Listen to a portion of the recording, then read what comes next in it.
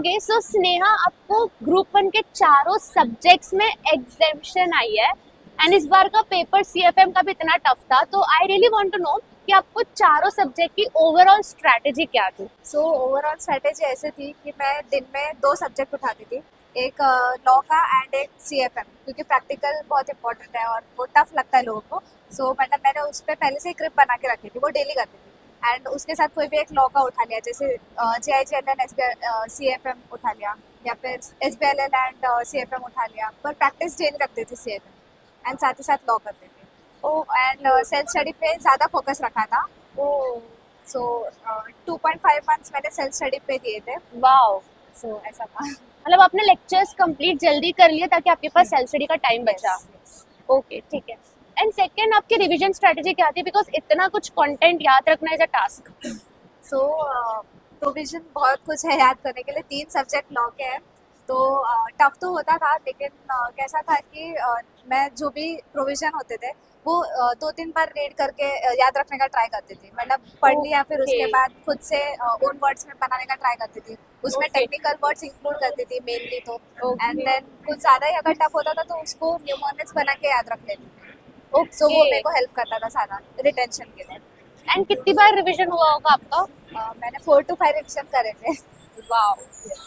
तो मेजरली आपको एग्जामिनेशन है, दैट मींस आप राइटिंग में कुछ तो कर रहे थे, तो वो आप क्या कर रहे थे, ऐसा क्या अलग आपने किया है? हाँ, मतलब राइटिंग में स्कैनर मैंने लॉ के साथ साथ करे थे, एंड प्रेजेंटेशन पे मैंने ध्यान दिया था कि ओह। Case study, question S O, provision, then facts, then conclusion. तो उस पर मैं ज़्यादा फोकस रखती थी।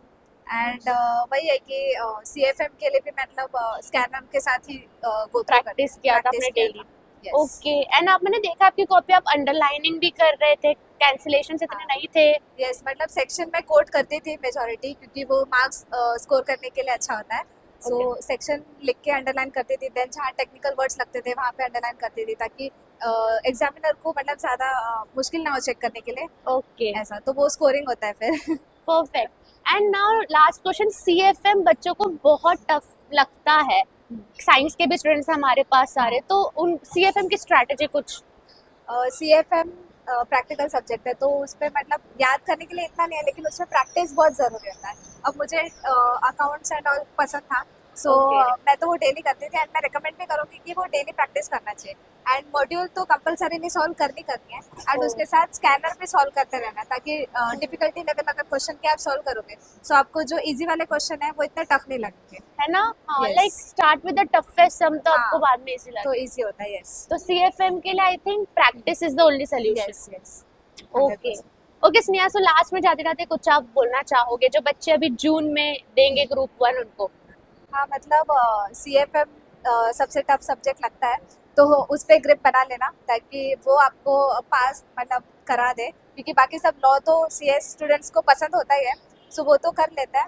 एंड लॉ के आंसर्स में प्रेजेंटेशन कंपलसरी अच्छा रखना ही है, ताकि एग्जामिनर उसको मार्क्स दे सके। प्रोविजन, फैक्ट, कंक्लूजन ऐसे लिखना है, एंड सेक्शन मेजोरिटी कोड करना ही चाहिए।